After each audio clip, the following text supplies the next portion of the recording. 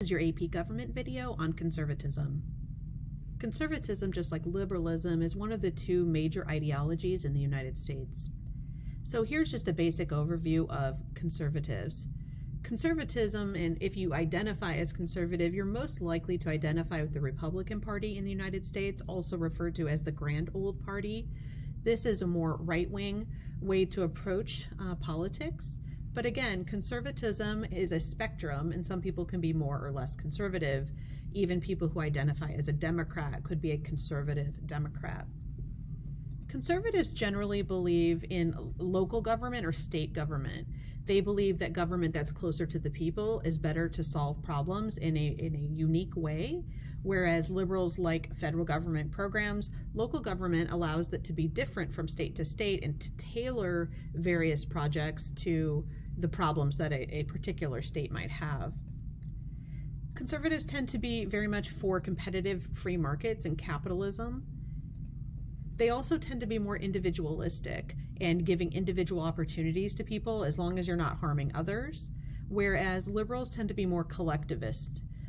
Liberals would say, what's the best thing for most of society, and let's do that. Conservatives would say individuals should be able to do what they want as long as they're not harming others as they do it. The word conservatism means to stay the same or to conserve resources.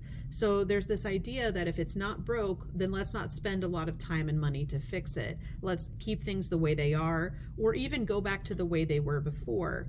Ronald Reagan and Donald Trump both used the same slogan, "Make America Great Again," trying to get people who thought that the country was better in the past to revert back to what that was. Now, here are some criticisms.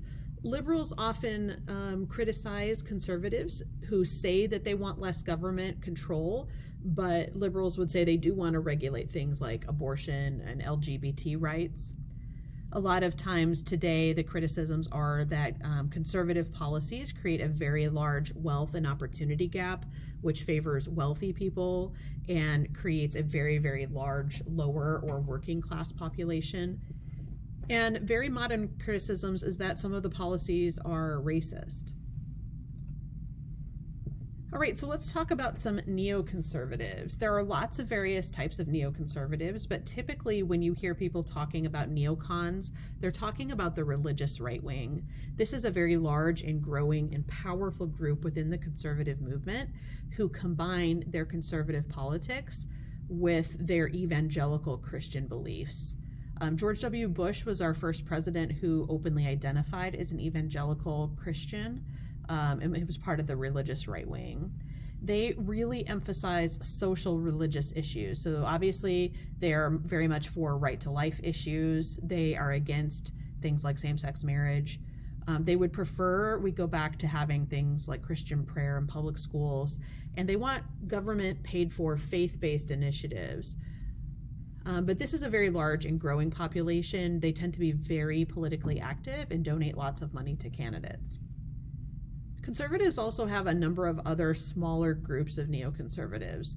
So there are some in the Republican movement who are neo-isolationists. Donald Trump and Steve Bannon would be examples. They really were fearful of the U.S.'s involvement in a lot of international organizations like the United Nations, World Bank, World Trade Organization, the NAFTA deal, and the International Monetary Fund. During the Trump administration, he tried to reverse some of our monetary donations to these groups and some of our involvement here. You've got other really popular conservatives who are pro-isolationists, pro-globalist. They want the U.S. to get more involved, particularly militarily, in foreign countries. So during the George W. Bush administration, Vice President Dick Cheney and Secretary of Defense Donald Rumsfeld were very much for putting American military into foreign countries that we believed could harm us in the future. And they were very aggressive with dealing with those threats and wanting to use foreign intervention to stop those.